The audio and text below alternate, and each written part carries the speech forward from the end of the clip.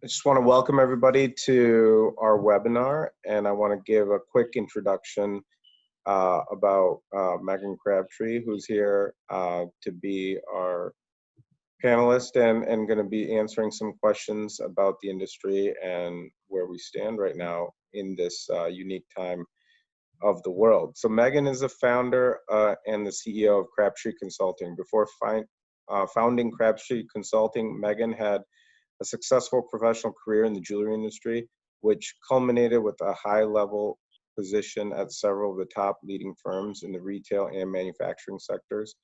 Her email address is available, and we'll definitely be happy to share it with everybody that's attended. Megan, would you like to give a quick intro about yourself and additional experiences that you've had in the diamond jewelry industry, before we jump into some questions?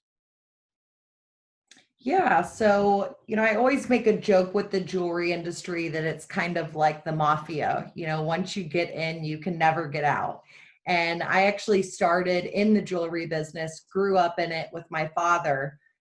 He was a sales rep for Frederick Goldman when he was 19 and opened up his first store at 21.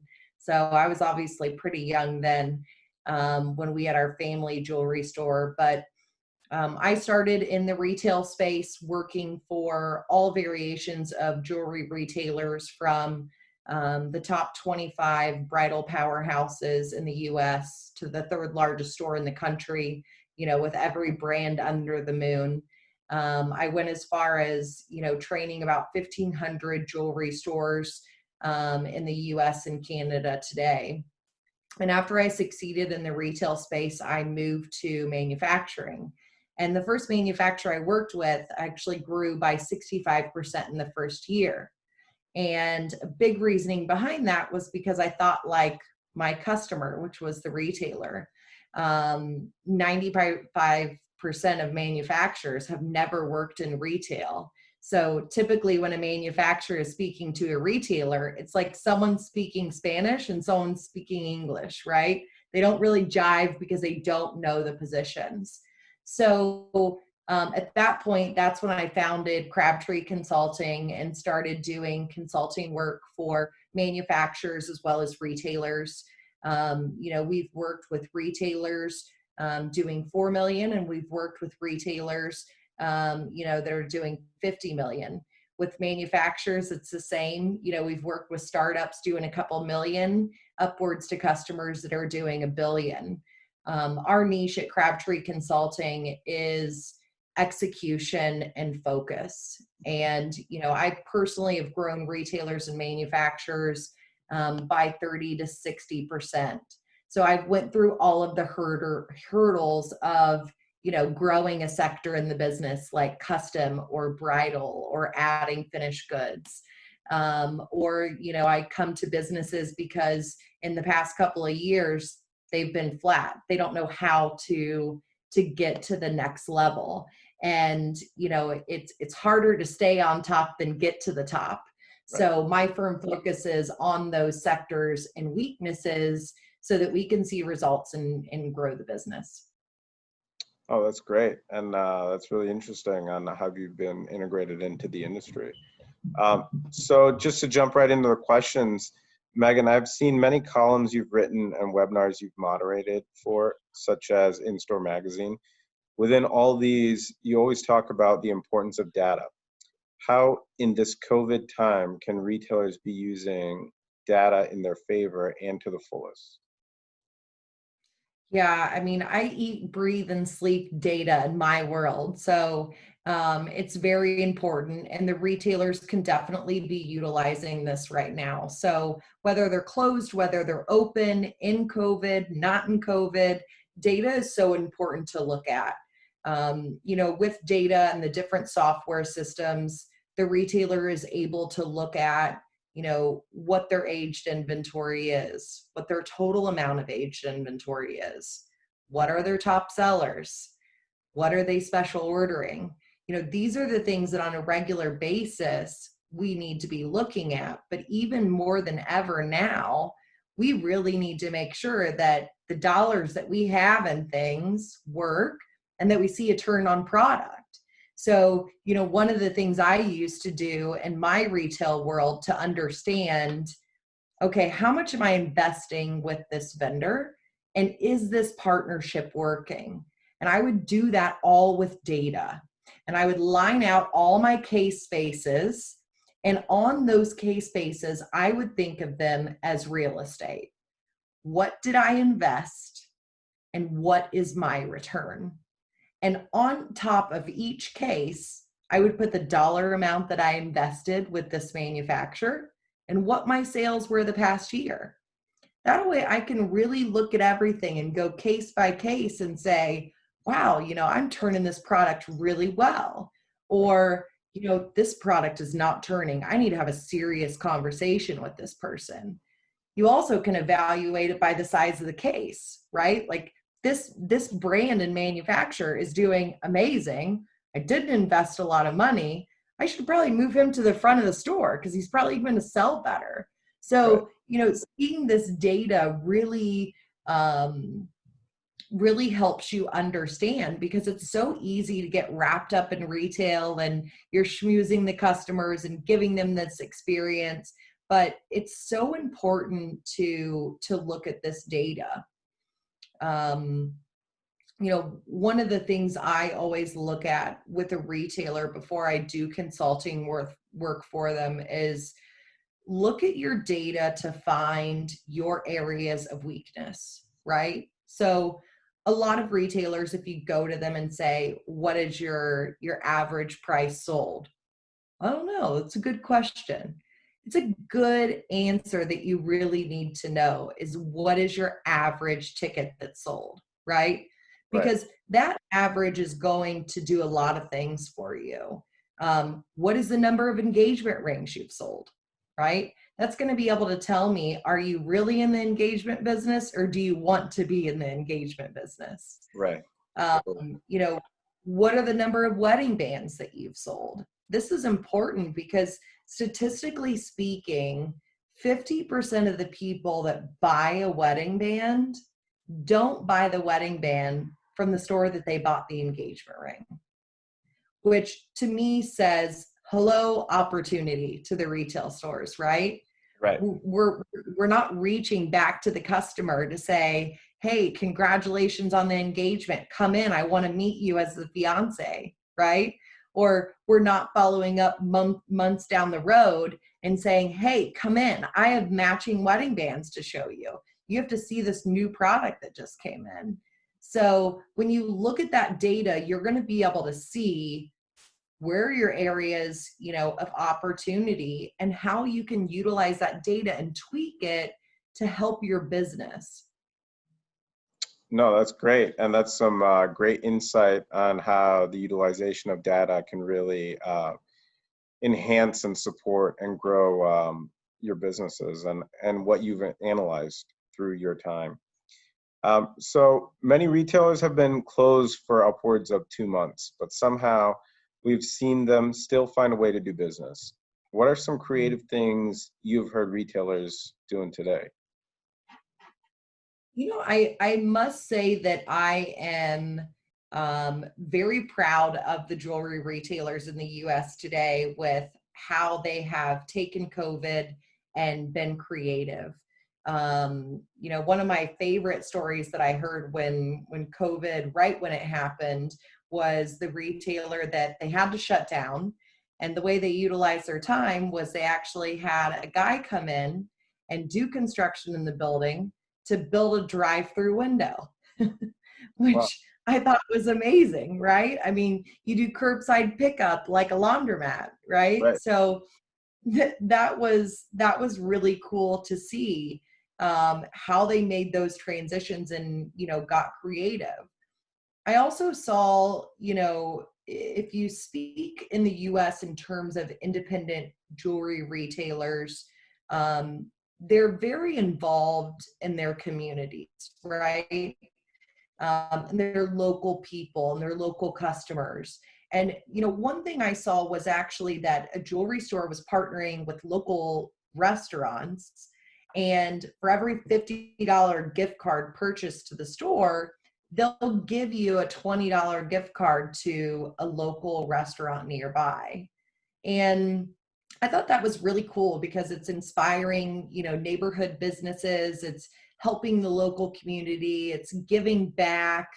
So I thought that was great. And, I think one of the things that retailers have done through this that is definitely here to stay, and they did get creative with was virtual appointments. Right. We saw probably back, gosh, it's probably almost been a month and a half ago, maybe almost 2 months ago, Signet actually sold their first $16,000 diamond ring through a virtual appointment. So I thought that was pretty cool. Yeah, that was really cool. I definitely heard that as soon as that happened. So it was a lot of buzz in the marketplace about that. So kind of following up with that, through the current environment, many retailers have seen a surge in their e-commerce business.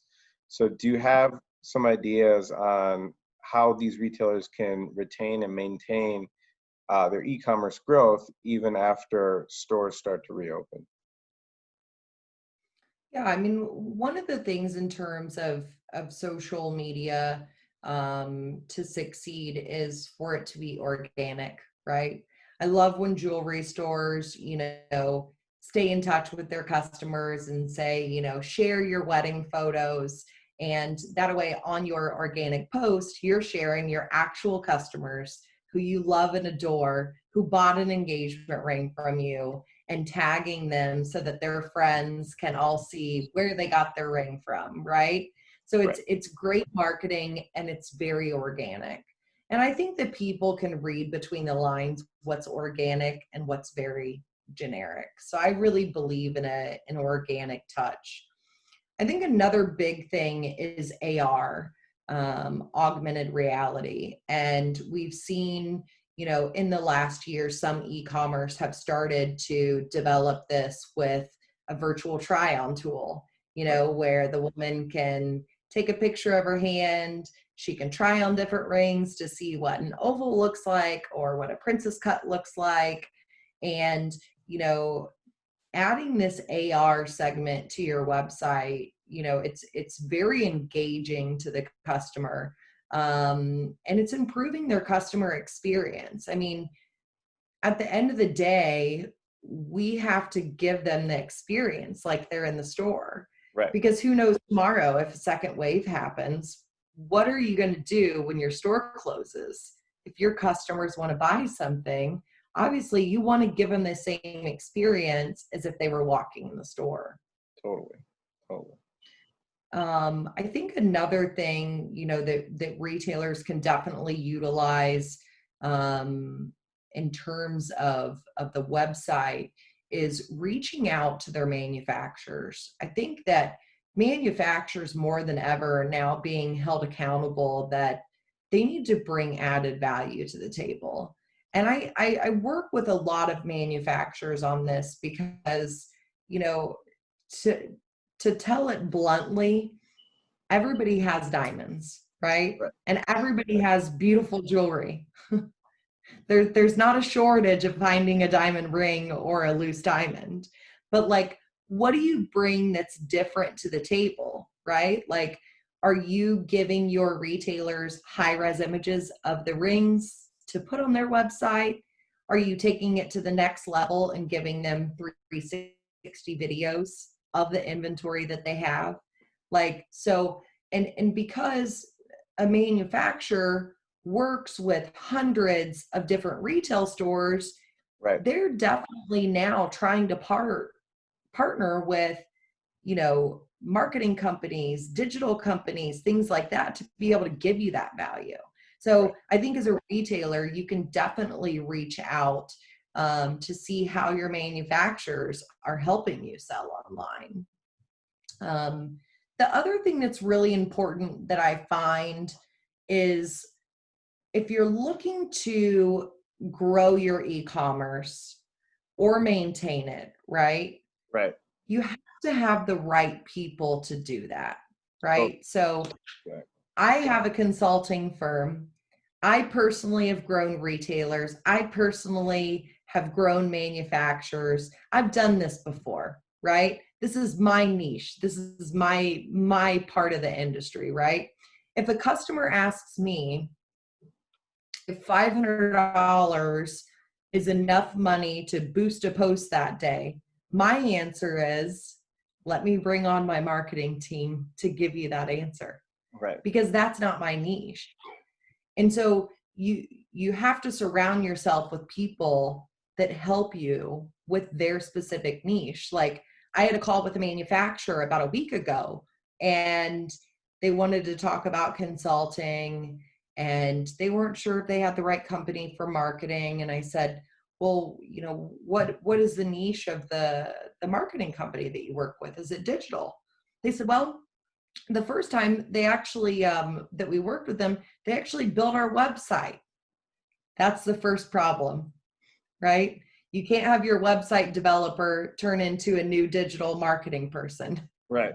So I recommend, when you're looking to partner with someone to grow your e-commerce, make sure you work with someone that is their niche and they've been doing for many years.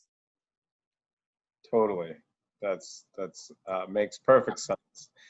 Um, so part of what you mentioned a few minutes earlier was talking about virtual appointments, and are some of the biggest ways retailers are doing business currently.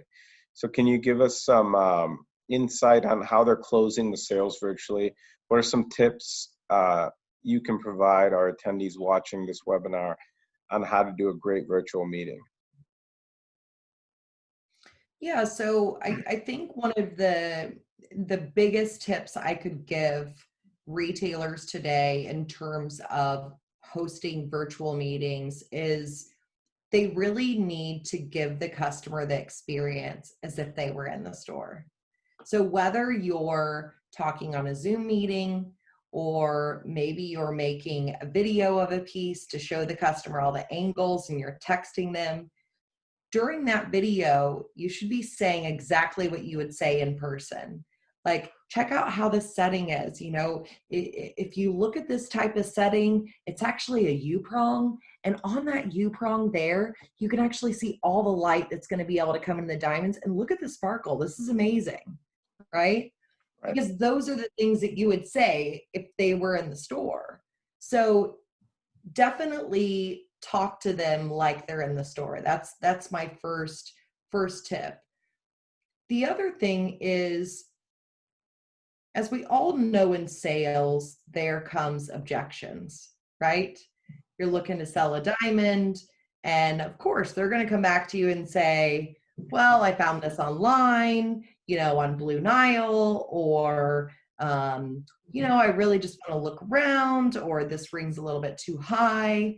And what I recommend is that before your meeting, do your homework on those objections, and in your meeting with the customer, overcome those objections before they talk about them, right? So if you know you're showing the customer a 1 carat diamond that's a G color and it's an SI1, and you're selling it for 6,000, I would definitely take the time to go on Blue Nile, see what the cheapest 1 carat GSI1 is, and you see that it's 3,200.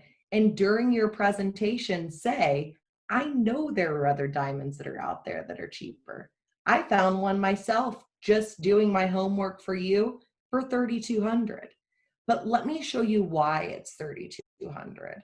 And that's when you can show them that this is an SI1 and you see 5 black pinpoints in the center to the naked eye. That's not an SI1, Right. right?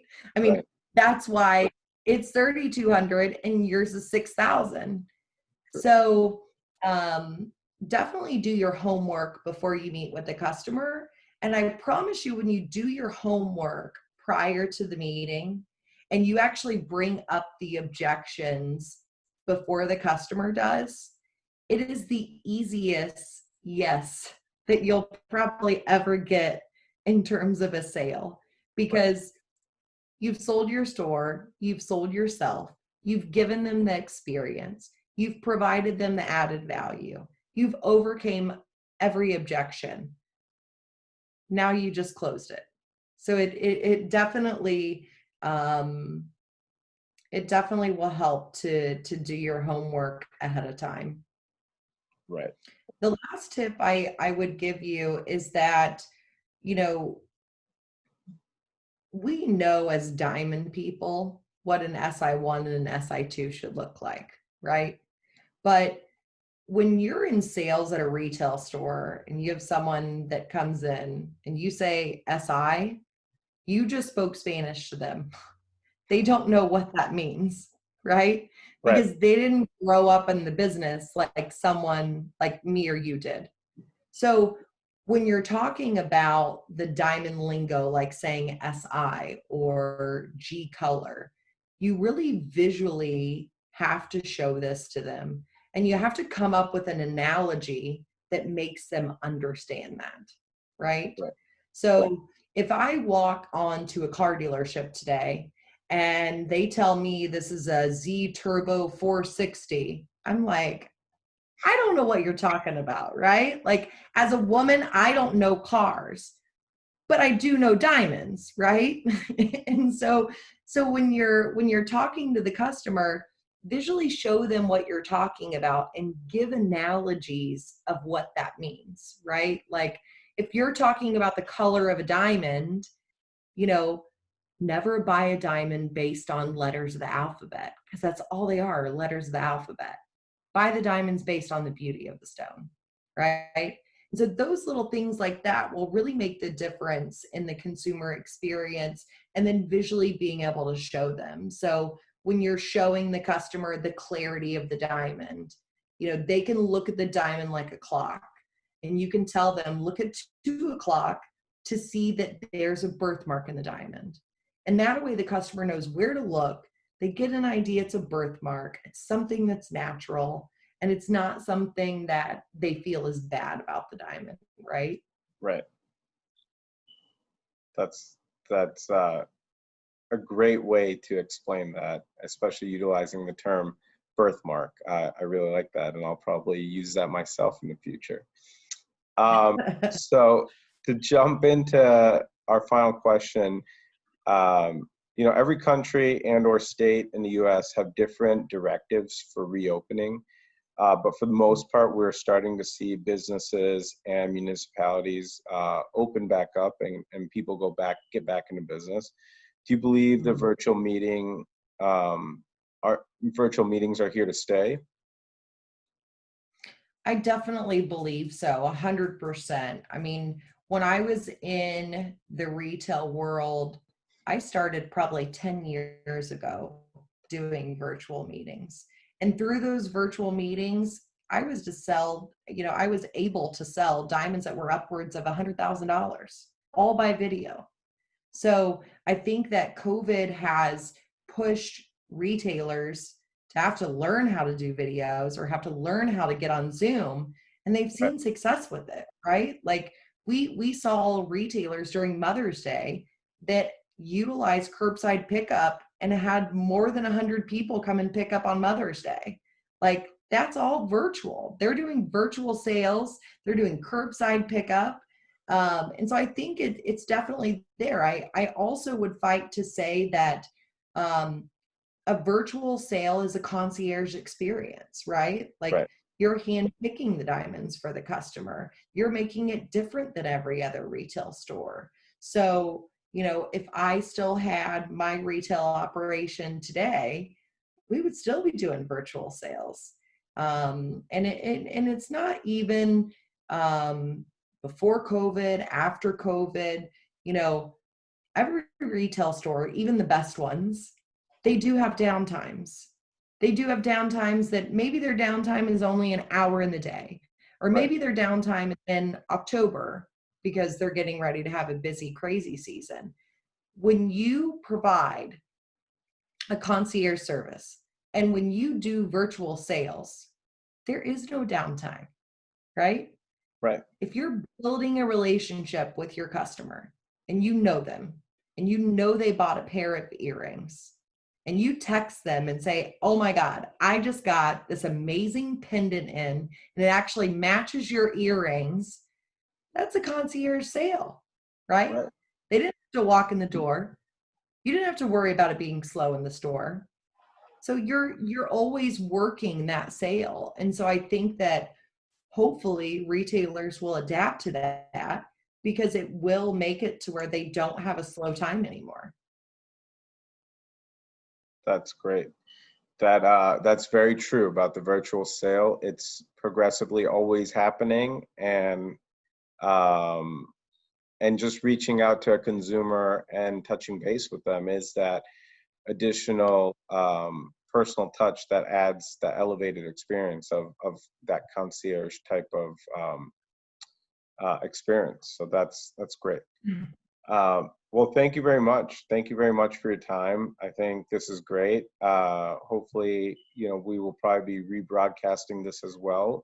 And we'll definitely be able to send you some questions via email or connect you with anybody that's attended that is interested in following up with you directly.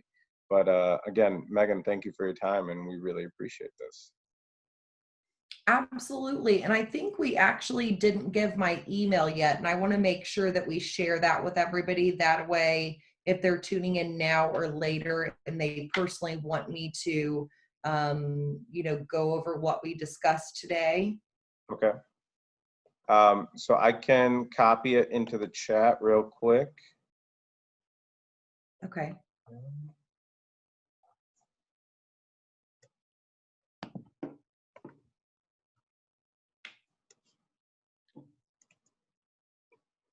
And also, we'll reconnect with anybody that's signed up for the webinar and make sure we send your email address as well out to them, along with additional contact information for yourself.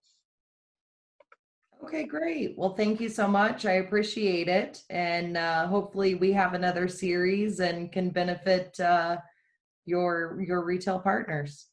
Excellent. Thank you for your time. All right. Thank you.